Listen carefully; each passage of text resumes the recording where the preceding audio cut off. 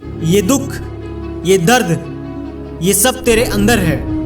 तू अपने आप के बनाए इस पिंजड़े से बाहर निकल के देख, तू अपने आप में एक सिकंदर है।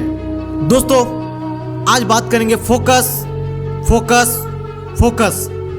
हाँ, वही फोकस जो अच्छा नहीं लगा तो तुरंत वीडियो को बंद कर देते हो। ऐसा नहीं करना है। हमें से अधिकांश लोग क्यों सफल नहीं होते, आप जानना चाहते हो?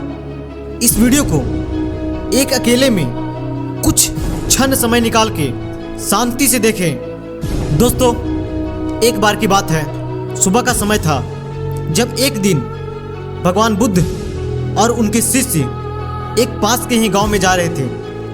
गांव थोड़ा दूरी में था, इसलिए भगवान बुद्ध के शिष्यों ने कहा, गुरुदेव, हमें उस गांव में जल्दी आने के लिए कहा गया है और हमें जल्दी पहुंचना भी चाहिए।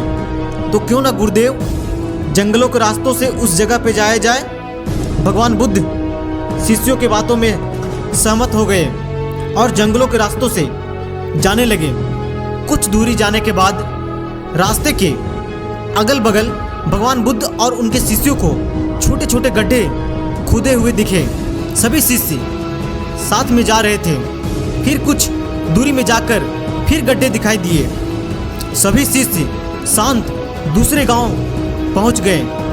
एक शिष्य से रहा नहीं गया, उसका दिमाग में वो रास्ते का गड्ढे का दृश्य उसके दिमाग में घूम रहा था।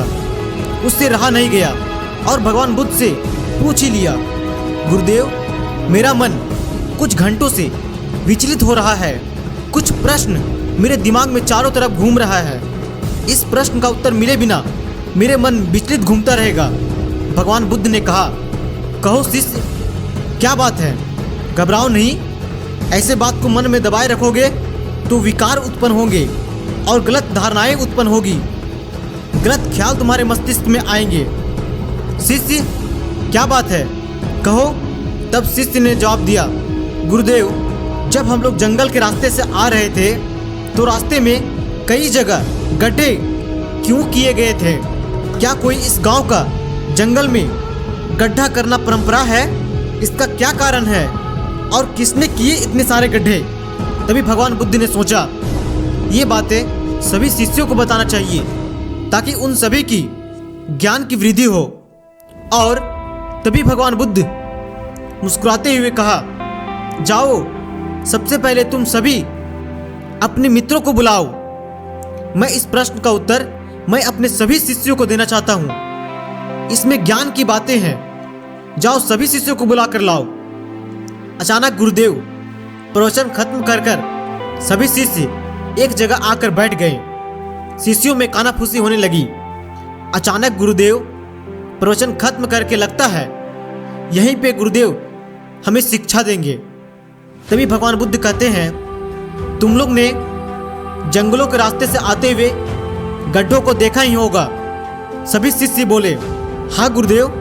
तब भगवान बुद्ध ने कहा कि उसे देखने के बाद क्या आपके अंदर से कुछ प्रश्न नहीं उठी?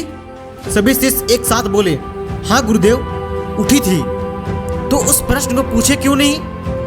सिवाय एक शिष्य को छोड़कर सभी ने अपना अपना जवाब दिया। मैं पूछने की कोशिश कर रहा था गुरुदेव, लेकिन मैं उतना जरूरी नहीं समझा। सभी शिष्य कुछ न कुछ उत्तर देते रहे। फिर भगवान बुद्ध बताते हैं कि ये जो जंगल के रास्ते में आते समय ये गड्ढे दिखाई दिए थे, ये कोई इस गांव की परंपरा नहीं था, ना कोई जानवर ने किया था, बल्कि कोई इसी गांव का व्यक्ति होगा जो जंगलों में पानी की तलाश में था, जो कि गड्ढों को खोद खोद कर पानी की तलाश कर रहा था। एक गड्ढा खोदा, पानी नहीं मिला। दूसरा गड्ढा खोदा, पानी नहीं मिला।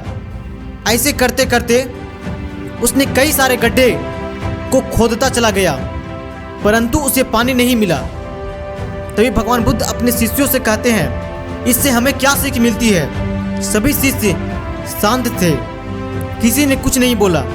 तभी भगवान बुद्ध ने पूछा कि क्या इस प्रश्न का किसी के पास उत्तर नहीं है?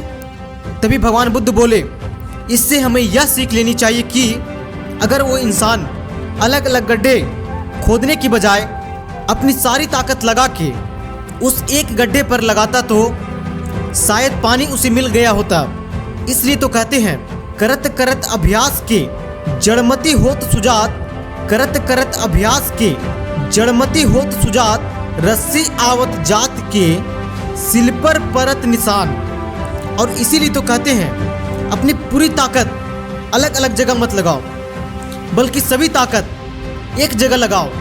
तभी तो मोहम्मद अली साहब कहते हैं, मुझे उससे डर नहीं लगता जो 10,000 तरीकों से लात मारता है, मुझे तो उससे डर लगता है जो एक किक को 10,000 बार प्रैक्टिस करता है। इसलिए अपनी पूरी ताकत सिर्फ और सिर्फ एक लक्ष्य पर लगाओ।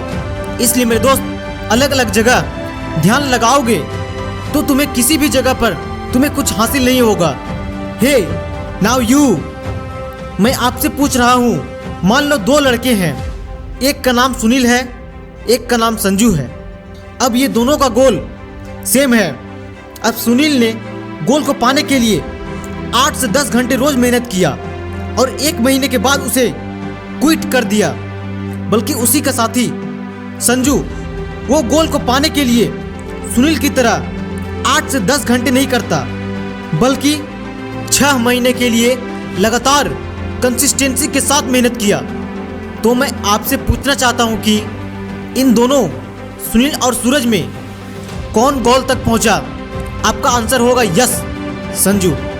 क्योंकि संजू ने सुनील की तरह अपनी पूरी ताकत सिर्फ एक गोल पर मेहनत लंबे समय के लगातार कंसिस्टेंसी के साथ काम पर लगा रहा, और वहीं सुनील संजू से ज़्यादा मेहनत किया और 8 से 10 घंटे उस गोल को पाने के लिए मेहनत किया, परंतु 1 महीने में ही क्विट करके छोड़ दिया और दूसरा गोल को पकड़ लिया।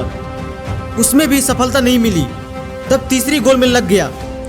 ऐसा करते करते अपनी सारी ताकत को खर्च कर दिया, परंतु उसे कुछ नहीं मिला। नाउ यू कम ऑन, मैं आपसे पूछना चाहता हूँ, सारी एनर्जी को भी खर्च किया, फिर भी संजू अपने मिशन और गोल तक पहुँच गया, और वहीं सुनील किसी एक फील्ड में मास्टर नहीं बन पाया। फाइनली उसको सक्सेस नहीं मिली। यहाँ सुनील और संजू की नहीं, बल्कि आप लोगों की बात हो रही है।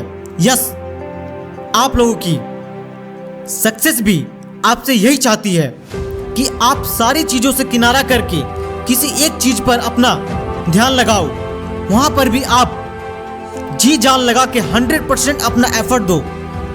फिर देखो सक्सेस कैसे नहीं मिलती है, लेकिन इसमें टाइम लगेगा, पेशेंस लगेगा, क्योंकि सफलता समय मांगती है। इसलिए पूरा फोकस के साथ किसी एक चीज में मास्टर बन जाओ। इसीलिए बिल गेट्स कहते हैं, my success part of it certainly is that I have focused in one of few things. इसलिए बिल गेट्स कहते हैं, मैं अपनी जिंदगी में इसलिए सफल हो पाया हूँ क्योंकि मैं बहुत ही कम चीज़ों पर फोकस किया हूँ। इसलिए दोस्त, अपना पूरा माइंड, अपना पूरा फोकस किसी एक चीज़ पर लगाओ, ना कि 10 चीज़ों पर। एक चीज़ में पूरा मास्टर बन जाओ, उसके बाद कुछ अलग करो। बाकी वीडियो में इतना ही। बाकी इस वीडियो को लाइक करें, चैनल को सब्सक्राइब जरूर करें। इस वीडियो से आपने क्या सीखा वो कमेंट में जरूर लिखें। जय हिंद,